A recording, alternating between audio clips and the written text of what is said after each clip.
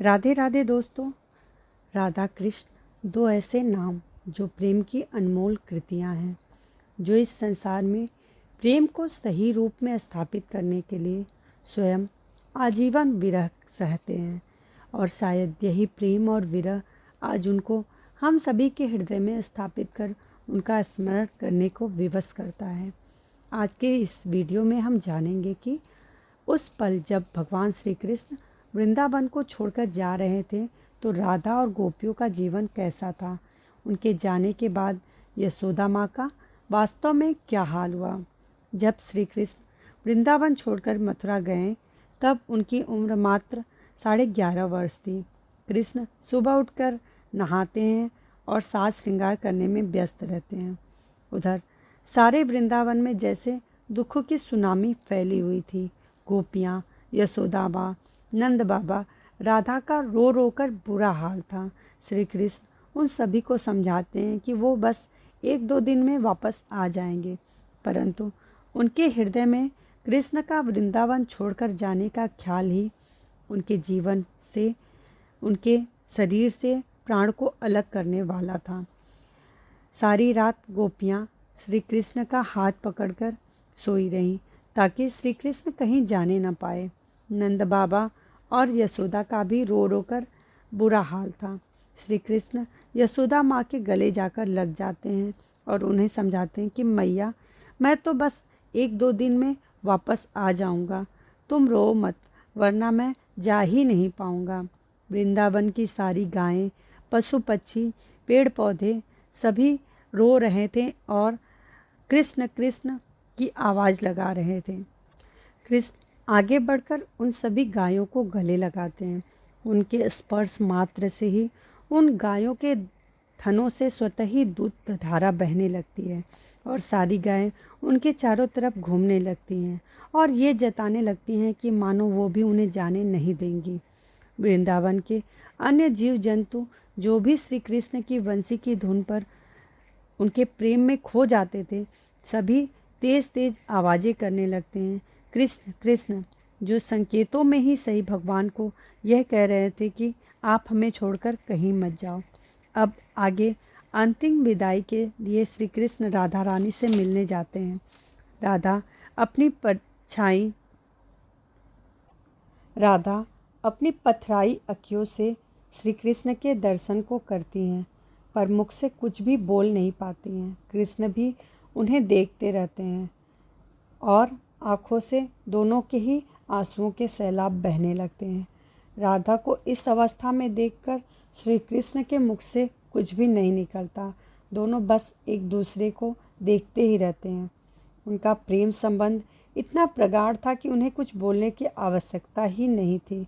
कुछ ही पलों के बाद जब श्री कृष्ण जाने के लिए मुड़ते हैं तो राधा के मुख से बस यही निकलता है, श्री कृष्ण, तुम शरीर से कहीं भी जाओ पर तुम्हारी आत्मा मुझसे कभी भी अलग नहीं रह सकती।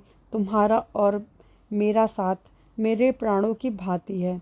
जैसे बिना प्राणों के शरीर का कोई मोल नहीं होता, वैसे ही तुम्हारे बिना इस शरीर का कोई मोल नहीं है। राधा का कोई अस्तित्व नहीं है।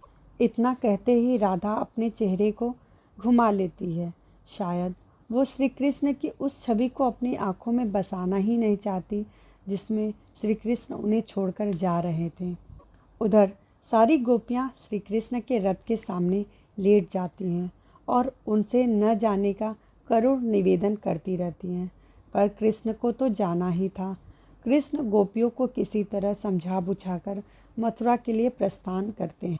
मथुरा जाकर श्री कृष्ण कंस का वध करते हैं और वासुदेव और देवकी को कारागार से मुक्त कराते हैं। उग्रसेन जी को मथुरा का राजा बना देते हैं। इसके उपरांत श्री कृष्ण को वृंदावन वासियों की बहुत याद आने लगती है। संपूर्ण वृंदावन वासियों को कृष्ण ने जो ढाढ़स बंधाया था कि वो 2 दिन में वापस आ जाएंगे, ऐसा हो न सका। वो वापस लौट ही न सके। वो मथुरा में अपने महल के छत पर खड़े होकर वृंदावन की ओर टकटकी निगाह से देखते रहते हैं और यशोदा माँ को याद करते हैं, नंद बाबा को याद करते हैं और वृंदावन से आने वाली उन रास्तों को निहारते हैं कि शायद कोई उनसे मिलने मथुरा आए, पर ऐसा हो न पाता। तो वृंदावन से आने वाली उन हवाओं की खुशबू से ही वो आनंदित हो उठते थे। तभी वहाँ उद्धव जी आ जाते हैं। कृष्ण जी की इस दशा को देखकर उद्धव जी कहते हैं कि आज आप बहुत उदास दिख रहे हैं।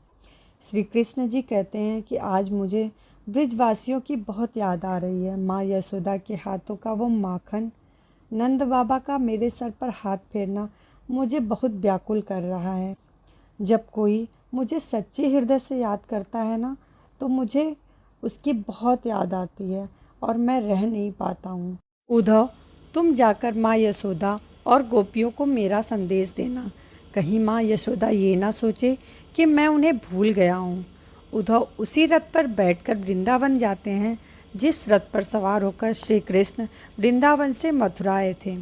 जैसे ही उद्धव वृंदावन पहुँचते हैं तो वो देखते हैं कि वहाँ एक पेड़ जो श्री कृष्ण की याद में रोए जा रहा था और उसके मुख से आवाज़ भी आ रही थी, कृष्ण कृष्ण। पास ही एक गैया थी जो स्वयं तो रो रही थी, पर उस पेड़ को समझाती है कि तुम क्यों रो रहे हो, हमारा कृष्ण अब हमारा नहीं रहा, वो तो मथुरा का राजा बन गया है। भला एक राजा हमको क्यों याद करेगा, अब वो हमें भूल चुका है, इसलिए चुप हो जाओ। पेड़ ने गैया से कहा, चलो मैं तो चुप हो जाता हूँ, अब कभी भी नहीं रोऊंगा और कृष्ण को याद भी नहीं करूँगा, पर मुझे ज़रा ये बताओ कि तुम क्यों रो रही हो। ऐसा सुनते ही दोनों आपस में लिपटकर और रोने लगे। ये देख उद्धव का दिल भर आया। उद्धव भारी दिल से नंद बाबा के घर बढ़ने लगे। नंद बाबा के घर जैसे ही उद्धव प्रवेश करते हैं तो यशोदा माँ उद्धव को अपने कान्हा की तरह गले लगाती है और उन्हें दुलारने लगती है। बड़े प्रेम से अपने समीप बैठाती है और कहती है, कैसा है मेरा लाल, कैसा है मेरा कान्हा। उसे अपनी माँ की याद नहीं आती। माना कि मैंने उस पर बहुत जुल्म किए हैं, उससे अपनी गैया चरवाई, कभी वो मेरी मटकी को गलती से तोड़ भी देता था तो मैं उसे बांध देती थी, उसे मैंने बहुत कष्ट दिए हैं। चलो वो यहाँ तो नहीं आ सकता, तो क्या अपनी माँ को मथुरा में नहीं बुला सकता। ऐसा कहकर वो रोने लगी। इतना सुनकर उद्धव जी कहते हैं, कन्हैया वहाँ कुशल से है। ये सुनते ही माँ यशोदा फिर बोल पड़ती हैं, अगर वह वहाँ कुशल से है तो मैं भी उसी की भांति यहाँ कुशल से हूँ। अगर मेरा लल्ला मुझसे दूर रहकर कुशल से है तो मैं भी बहुत खुश हूँ। ये सुनकर उद्धव जी यशोदा माँ को समझाते हैं कि वो आपका बालक ही नहीं है, वह स्वयं ब्रह्म रूप है और अपनी कई लीलाओं को करने के लिए उन्होंने इस धरती पर जन्म लिया है। वो स्वयं ईश्वर के अवतार हैं, वो स्वयं परम ब्रह्म हैं। ये सुनकर यशोदा माँ कहती है, माना कि वो परम ब्रह्म है, ईश्वर का स्वरूप है, पर मैं तो केवल एक माँ हूँ। मैं तो अपने बच्चों के समान ही उसे प्रेम करती हूँ। एक माता के लिए उसका बालक कितना भी बड़ा क्यों ना हो जाए, वह बालक ही रहता है। मैं तो मनुष्य हूँ ना, मुझे अपनी भावनाओं पे नियंत्रण नहीं होता। वह मेरा बच्चा है, बस मेरा बच्चा है।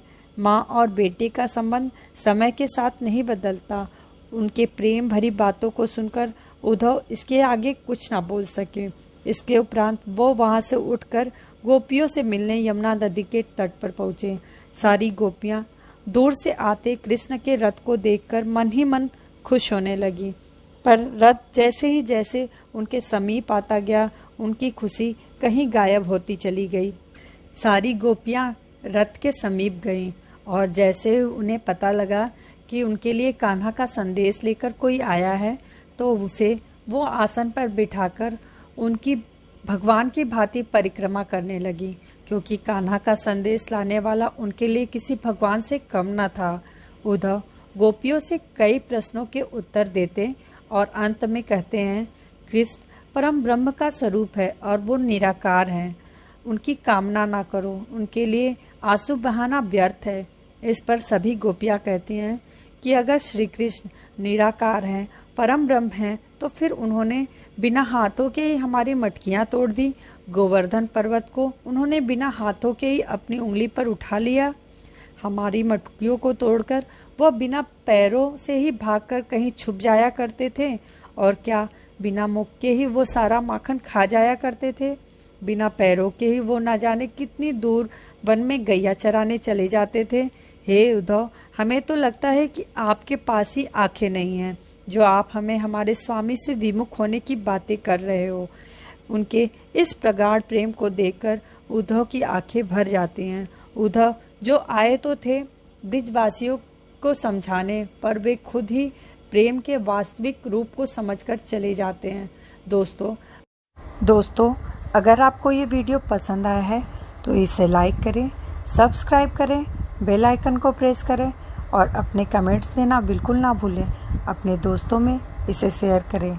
धन्यवाद। राधे राधे।